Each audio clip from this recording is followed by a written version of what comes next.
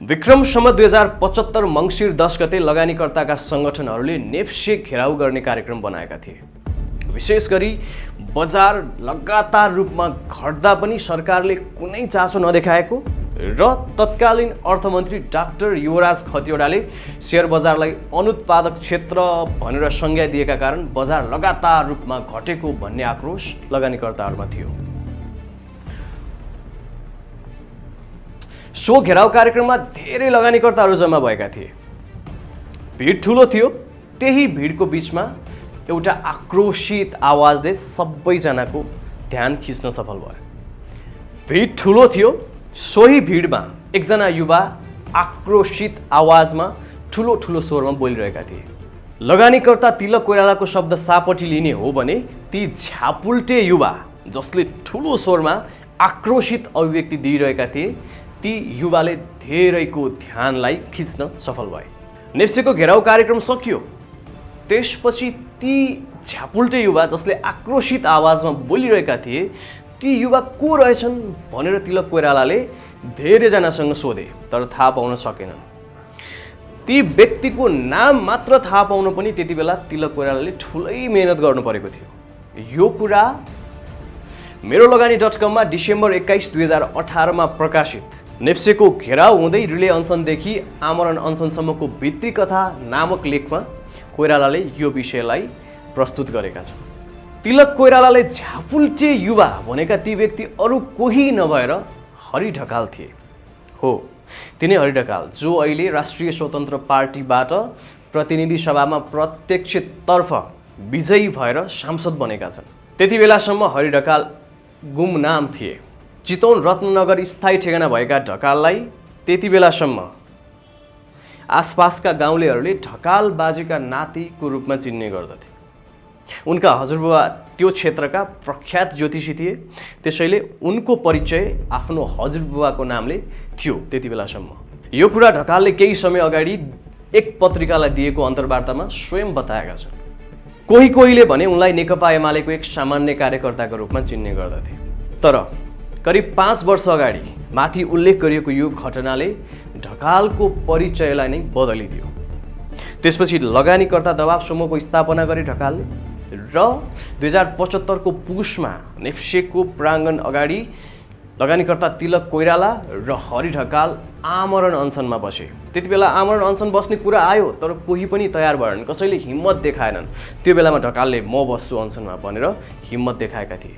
उनको हक्की स्वभाव, आफ्ना कुराहरू स्पष्ट रूपमा राख्न सक्ने क्षमता र जुझारु व्यक्तित्वका कारण उनी छोटो समयमै शेयर बजारको क्षेत्रमा स्थापित हुन पुगे। आकर्षक ढङ्गले आफ्ना कुराहरू राख्न सक्ने क्षमताका कारण मिडियाहरूले पनि उनलाई निकै राम्रो स्थान दिए र ढकाल राष्ट्रिय स्तरकै व्यक्तित्वको रूपमा त्यति बेला स्थापित भए। एक पत्रिकालाई दिएको अन्तर्वार्तामा राष्ट्रिय स्वतन्त्र पार्टीका अध्यक्ष रवि लामिछानेले आफूलाई स्टक मार्केटको हरिभाइ भनेर चिन्ने कुरा उनले बताएका थिए। जति बेला उनको यो अन्तर्वार्ता प्रकाशित भयो त्यति बेला उनले भर्खरै चितवन क्षेत्र नम्बर 1 बाट चुनाव लड्ने, स्वतन्त्र रूपमा लड्ने घोषणा गरेका थिए। राष्ट्रिय स्वतन्त्र पार्टीको त्यति बेला भर्खरै स्थापना मात्रै भएको थियो। उनी स्वतन्त्र पार्टीबाट घण्टी चुनाव चिन्ह लिएर लड्ने भन्ने कुराको टुङ्गो लागिसकेको थिएन। त्यति बेला नै रवि लामिछानेले उनलाई राम्रोसँग चिन्थे र उनलाई चिन्ने त्यो पहिचान के थियो भने स्टक मार्केटको हरिभाइ भन्ने थियो। शेयर लगानीकर्ता दबाव समूहको स्थापना गरेर त्यसरी अनसन बस्नु अगाडि हरि ढकाल एक सामान्य व्यापारी थिए। सामान्य व्यापार व्यवसाय गरिरहेका थिए र शेयर बजारमा लगानी गर्नु, ट्रेड गर्नु उनको प्रमुख पेशा थियो। त्यति बेलासम्म उनको त्यस्तो ठुलो पहिचान, त्यस्तो परिचय केही पनि थिएन। स्टक मार्केटले नै उनलाई पहिचान दियो र चुनावमा पनि उनी स्टक मार्केटकै त्यो पहिचानलाई बोकेर चुनावी मैदानमा उनी उत्रिएका थिए। हरि ढकाल चितवन क्षेत्र नम्बर 1 बाट चुनाव लड्दै गर्दा लगानीकर्ताहरूले उनलाई खुलेरै साथ दिए। कतिपयले उनलाई सामाजिक सञ्जाल मार्फत साथ दिए भने कतिपयले त घर दैलो अभियानसम्म पुगेर उनको चुनावी क्षेत्रमै पुगेर घर दैलोमा हिँडेर साथ दिए। ढकालले चुनाव जितिसकेपछि शेयर बजारले पहिलो पटक आफ्नो प्रतिनिधि पायो संसदमा भनेर लगानीकर्ताहरूले हर्ष बढाइ गरेका थिए। हामीले पनि त्यति बेला कार्यक्रम नै बनाएर यसरी नै भिडियो बनाएर शेयर बजारले आफ्नो प्रतिनिधि पायो। अब शेयर बजारको बारेमा ढकालले आवाज उठाउनेछन् संसदमा र नीतिगत परिवर्तनका लागि पहल गर्नेछन् भनेर सामग्री तयार गरेका थियौँ। पुँजी बजारको सुधार र विकासका लागि लडेका ढकाल संसदमा पुगिसकेपछि पुँजी बजारको इस्यु उठाउलान् भन्ने अपेक्षा आम लगानीकर्ताको थियो। घट्दो बजार, अहिलेसम्म पनि बजार घट्दो नै क्रममा छ। उनले चुनाव जित्दै गर्दा पनि बजार घट्दो क्रममै थियो। त्यो बजार विशेष गरी राष्ट्र ब्याङ्कका केही नीतिहरूका कारणले घटेको थियो र त्यो नीतिहरू परिवर्तन गर्न हरि ढकालको महत्त्वपूर्ण भूमिका रहनेछ भन्नेमा लगानीकर्ताहरू आशावादी थिए। झन् राष्ट्रिय स्वतन्त्र पार्टी संसदको चौथो ठुलो दल बनिसकेपछि त अब पार्टीकै माध्यमबाट त्यत्रो ठुलो पार्टी, चौथो दल, राष्ट्रिय स्तरमा चर्चा परिचर्चा भएको पार्टी, अब पार्टीकै माध्यमबाट उनले पहल गर्नेछन् र नीतिगत सुधारका लागि महत्त्वपूर्ण कदमहरू चाल्नेछन् भन्ने अपेक्षा आम लगानीकर्ताहरूको थियो। तर त्यसो हुन सकेन। कर्मकाण्डी रूपमा केही त बोलिरहेका छन् है पुँजी बजारका बारेमा भन्ने बनाउनको लागि 2-4 पटक संसदमा 2-4 लाइन उनले पुँजी बजारका बारेमा बोले। तर उनले जुन स्तरमा पहल गर्न सक्थे त्यो स्तरमा पहल कदमी भने गरेको देखिँदैन। लगानीकर्ताहरू रुष्ट त त्यति बेला भए जब शोभिता गौतमले संसदमा उभिएर नयाँ स्टक एक्सचेन्ज आउन दिनु हुँदैन, त्यसलाई तत्कालै स्थगित गर्नुपर्छ त्यो प्रक्रियालाई भन्ने भाषण दिइन्। त्यति बेला शोभिता गौतम बोलिरहेकी थिइन् माइक समातेर अनि पछाडि बसेर हरि ढकाल टाउको हल्लाउँदै थिए। त्यो दृश्यले त लगानीकर्ताहरूलाई निकै नै रुष्ट बनायो। त्यो दृश्य हेर्दा यस्तो लाग्थ्यो कि ठिकै हो, मैले लेखेको शोभिता बहिनीले राम्रोसँगै पढिरहेकी छन् भनेर हरि ढकालले टाउको हल्लाए जस्तो देखिन्थ्यो। शेयर बजारलाई राम्रोसँग बुझेका, नेप्सेको काम गर्ने तरिका, कति वर्षदेखि नेप्सेको पुनर्संरचनाका कुराहरू आए, कति वर्षदेखि नेप्सेमा रणनीतिक साझेदार लिएर आउने भन्ने कुरा आयो, कति वर्षदेखि नेप्सेले नयाँ प्रविधिहरू, नयाँ टुल्सहरू जुन अन्तर्राष्ट्रिय बजारमा कार्यान्वयनमा छन् ती कुराहरू लिएर आउने भन्ने कुराहरू आयो। यो सबैका बारेमा हरि ढकाल निकै राम्ररी परिचित छन्। त्यति हुँदाहुँदै पनि उनी संलग्न पार्टीको एउटा सांसदले, त्यो पनि पुँजी बजारको बारेमा त्यसरी बोलेपछि लगानीकर्ताहरूले त्यसमा चित्त दुखाए। पुँजी बजारको बारेमा राष्ट्रिय स्वतन्त्र पार्टीको सांसदले बोल्दै गर्दा हरि ढकालको सहमति बिना अथवा हरि ढकालसँग छलफल नगरिकन बोले भनेर त कसैले पत्याउन सक्ने कुरै भएन। अघि नै मैले भनिहालेँ त्यो स्क्रिप्ट चाहिँ हरि ढकालकै पो थियो कि जस्तो लाग्यो लगानीकर्ताहरूलाई। के थियो त्यो उनै जानु। लगानीकर्ता छोटेलाल रौनियाले एउटा अन्तर्वार्तामै भने हरि ढकालजीसँग चित्त दुख्यो किनकि उहाँले यस्तो गर्नु होला भन्ने अपेक्षा थिएन। उहाँले त नीतिगत सुधारको लागि कदम चाल्नु होला भन्ने थियो, तर उहाँले त्यसो गर्नु भएन भनेर उनले आफ्नो चित्त दुखाइ सार्वजनिक रूपमै अभिव्यक्त गरे।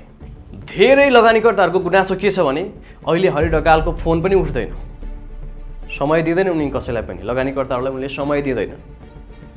कसैले पुँजी बजारको बारेमा केही प्रतिक्रिया लिन, केही उनीसँग सम्पर्क गर्न खोज्यो भने उनी बोल्न चाहँदैनन्।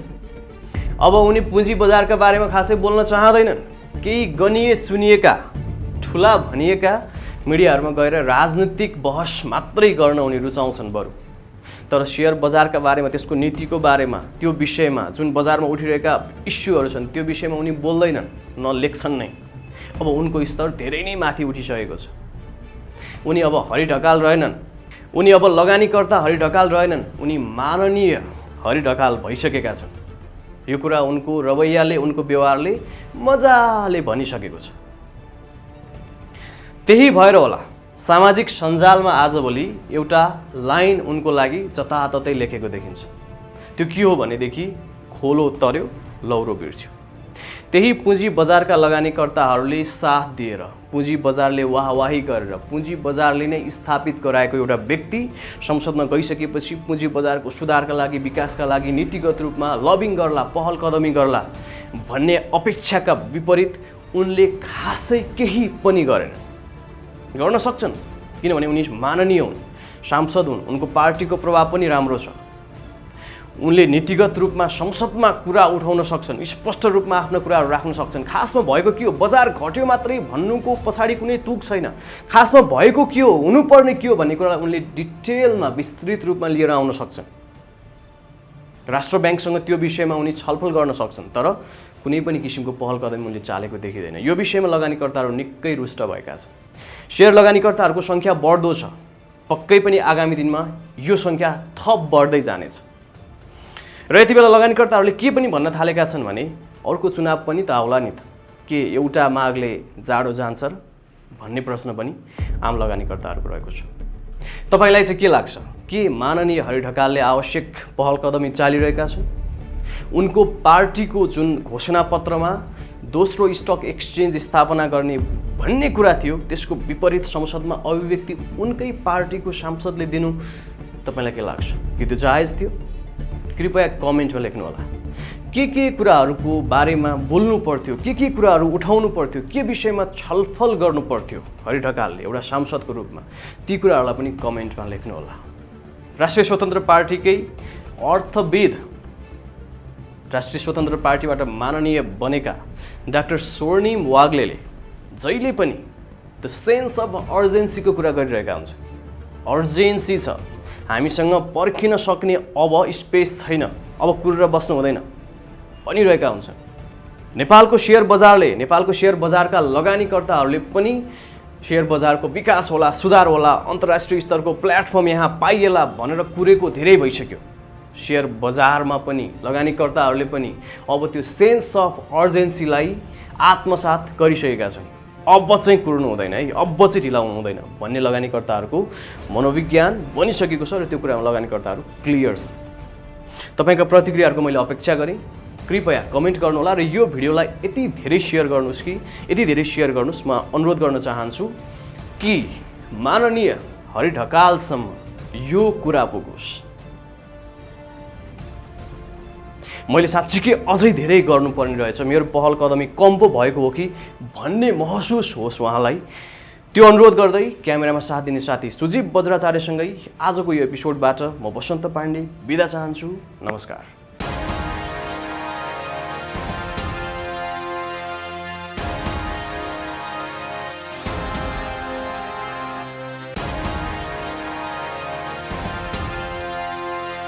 Sponsored by Forten.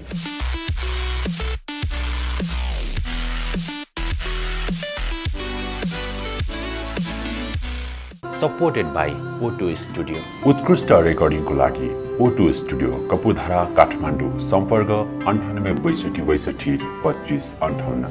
Educational partner, Embedding Education Network.